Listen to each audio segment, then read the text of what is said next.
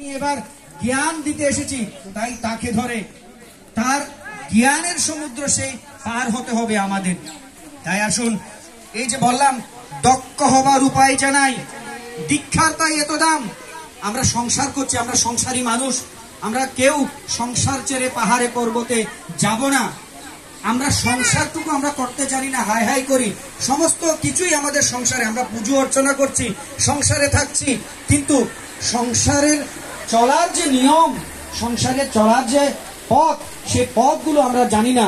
শ্রী ঠাকুর অনুকূলচন্দ্র তার অসংখ্য অসংখ্য বাণীর মধ্য দিয়ে বলে গেছেন কেমন করে একটা সন্তানকে জন্ম দিতে হয়। আগে জন্ম দিতে হবে, সুসন্তান আনায়ন করতে হবে, না হলে সংসারে আপনি যতই ভালো খাওয়ান না কেন আপনার সন্তানকে, সে কখনো সুস্থ হবে না। যতই আপনি ভালো পড়ান না কেন, ঠাকুর বলেছেন দীক্ষা, শিক্ষা, বিয়ে, এই তিনটি জিনিস ঠিক করে দিন। আমাদের প্রথমে দীক্ষা নিয়ে তার অনুচরণগুলো জানতে হবে, কেমন করে আমি সংসারী হয়ে উঠবো, কেমন করে আমি বিয়ে করব। আর এই বিয়ে যদি ঠিক মতো না হয় তাহলে সুসন্তান আসবে না। দীক্ষা, শিক্ষা, বিয়ে, তার কাছে এসে দীক্ষা নিতে হবে, তার কথাগুলো জানতে হবে, শিক্ষা করতে হবে, এরপর বিয়ে করতে হবে। সেই বিয়ে আমাদের সনাতনী সমাজে আজকাল বিয়েগুলো এমন অবস্থা হচ্ছে যে ঠাকুর বলছেন কার বউ কার ঘরে যায় তার ঠিক নেই। বউ হতো ওই ঘরে যাওয়ার কথা ছিল, কিন্তু বউ আজ তার ঘরে।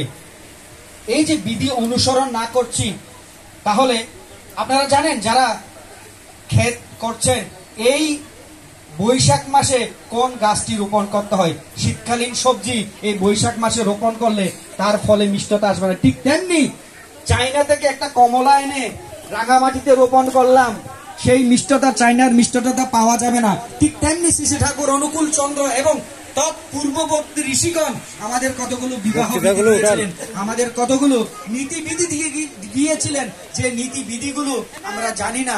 অর্থাৎ আমি দীক্ষা নিই, তার কাছে এসে শিক্ষাও পাচ্ছি না, আর যারা দীক্ষা নিলাম তার কাছে আসছি না। তার করণীয়গুলো যজন যাজন ইষ্টবিধি সৈস্তনী সদাচার, এই জিনিসগুলো মানছি না, তাই আমরা হয়ে উঠছি না। তাই আমাদের জীবনের প্রারম্ভে আমরা ভুল করে বসছি। ভুলের মধ্য দিয়ে যে জীবন হয়, সেই জীবন কখনো সুন্দর হতে পারে না।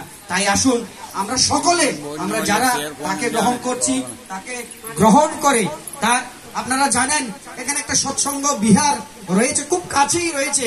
আমরা খুব ভাগ্যবান, রাউজানে আমরা একটি বিহার পেয়েছি, যে অসংখ্য মানুষ একটা সময় এখানে 30 জন, 45 জন, 87 জন বিভিন্ন ভাবে দীক্ষা হয়েছিল, অসংখ্য অসংখ্য মানুষের দীক্ষা হয়েছিল, কিন্তু আজ সেই মানুষগুলো যেন কোথায় হারিয়ে গেছে।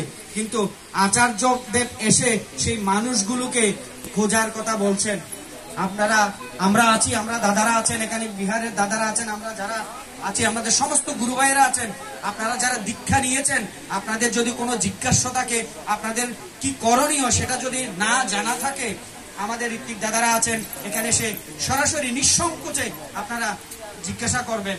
এবং আমি আলোচনা দীর্ঘায়িত করব না, শুধু এইটুকু বলবো, আজকের এই আয়োজনে আমি এখানে যারা উপস্থিত আছেন তাদেরকেও আমি অনুরোধ করব, অন্তত আমরা পাশে গিয়ে আমরা একটু যাজন করতে পারি, যে সমস্ত দাদা মায়েদের এখনো ঠাকুরের সৎনাম হয়নি, সেই সমস্ত মানুষগুলোকে আমরা সৎনামে যুক্ত করার মধ্য দিয়ে আজকে যিনি সৎসঙ্গের আয়োজন করেছেন, এই বৃহৎ পরিসরের আয়োজন করেছেন, তার সেই আয়োজন যাতে সার্থক হয়ে ওঠে, এই প্রার্থনা রেখে এবং উপস্থিত সকলের সর্বাঙ্গীন কল্যাণ মঙ্গল প্রার্থনা করে।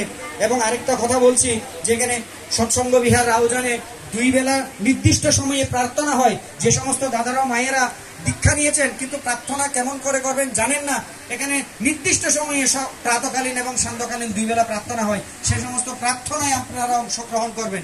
যদি প্রতিদিন অংশগ্রহণ করতে না পারেন, শুক্রবার অন্তত একটা দিন আপনারা অংশগ্রহণ করবেন।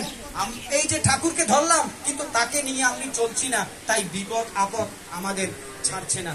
তাই আসুন আমরা সকলেই তারই হয়ে উঠি এবং উপস্থিত সকলে সর্বাঙ্গীন কল্যাণ মঙ্গল এবং আজকে যিনি সৎসঙ্গ আয়োজন করেছেন তার সেই আশা পূর্ণ হোক, তার পিতৃদেবের মাতৃদেবের আত্মার শান্তি প্রার্থনা করে এবং উপস্থিত সকলে সর্বাঙ্গীন কল্যাণ প্রার্থনা করে আমার আলোচনা এখানে শেষ করছি।